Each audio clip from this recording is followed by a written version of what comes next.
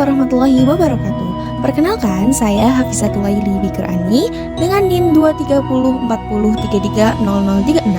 Hari ini kita berada di Pendapa Jemparingan dan kita akan mengulas terkait olahraga panahan tradisional khas Mataram Islam, yakni jemparingan. Yuk ikuti keseruannya.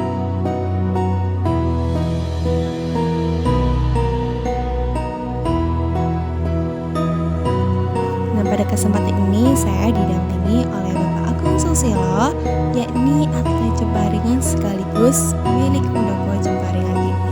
Nah, sebelum kita mulai pertandingan, kita menyeduh minuman yang telah disediakan di pendopo ini. Nah, jemparingan atau panahan sendiri sebenarnya telah ada sejak beribu-ribu tahun yang lalu untuk melawan musuh di peperangan.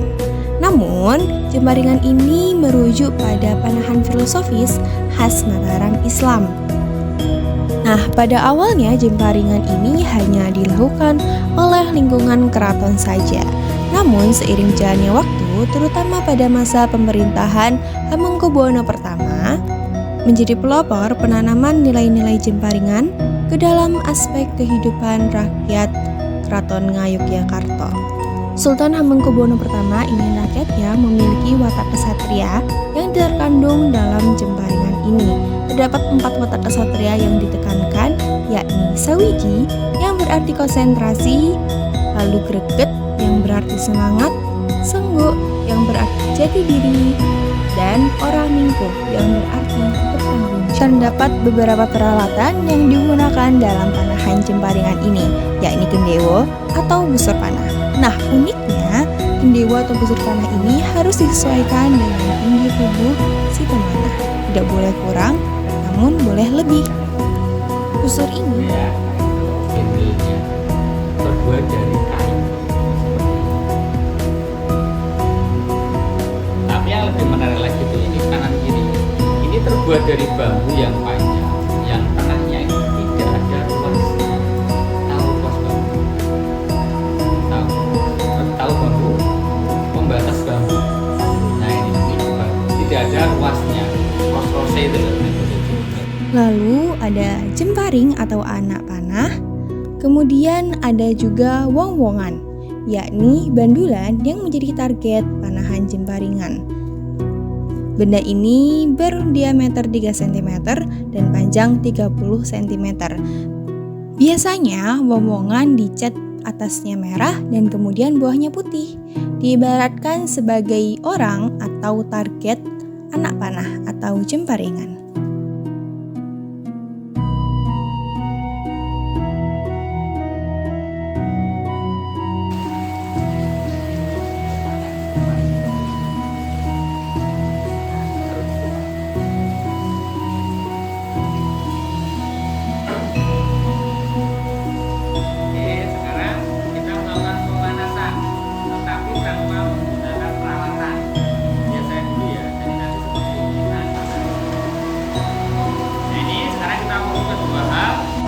Harus di depan seperti ini.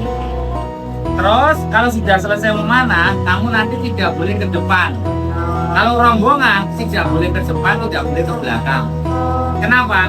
Karena gendewo busur itu tidak boleh dilangkai. Supaya tidak melangkai, makanya kamu nanti ke samping. Boleh samping kanan, boleh samping kiri. Intinya jangan melangkai. Terus kalau tidak kidal, pegang gendewonya pakai tangan kiri, makanya aku kalau sebelah kiri di depan, tidak di belakang. Tangannya seperti ini.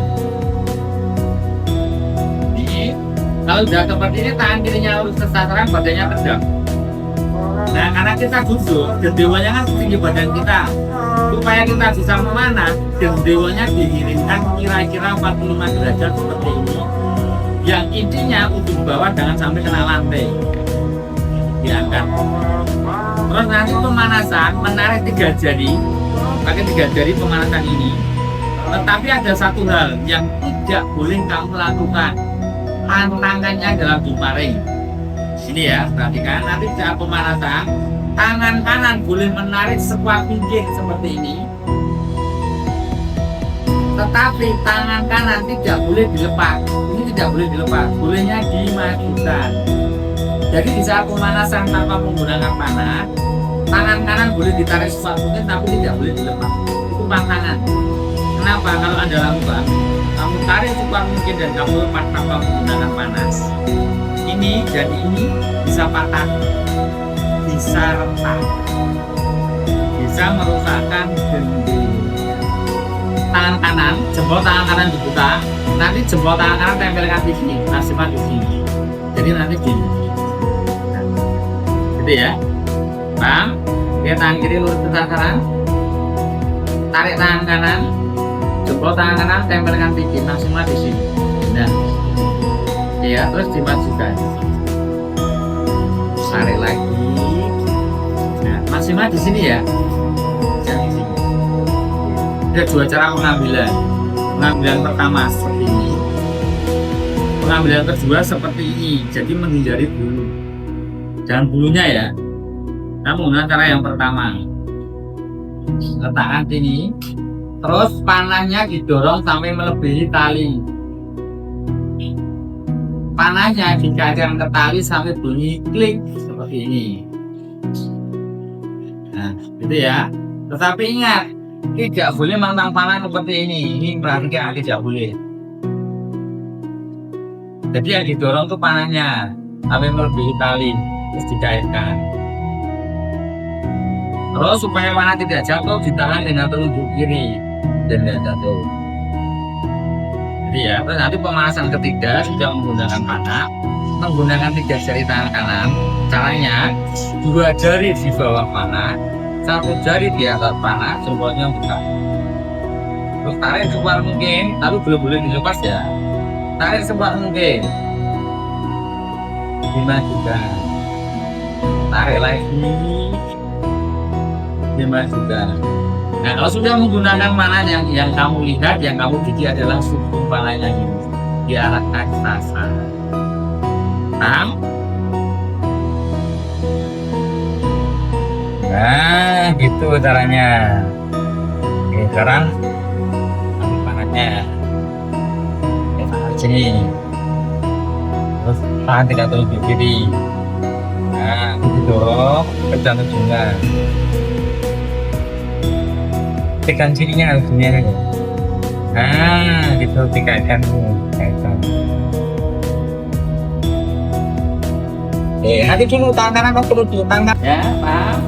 Kalau begini, tangan tinggal di kiri. Nah, kalau bentuknya miring, di bawah. Paham? Oke, nah sekarang pakai tangan kanan, 2 jari di bawah, 1 jari di atas, jempolnya buka. Itu ya. Nah, seperti itu kamu tarik. Tetapi sebelum menarik ada 2 langkah.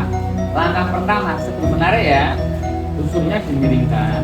Langkah kedua, kalau kamu tahan dengan jarinya diluruskan, baru ditarik. Tapi ingat, belum diluruskan. Paham? Oke, silakan. Dalam gerakan jemparingan mengandung nilai-nilai filosofis, spiritual, dan medis.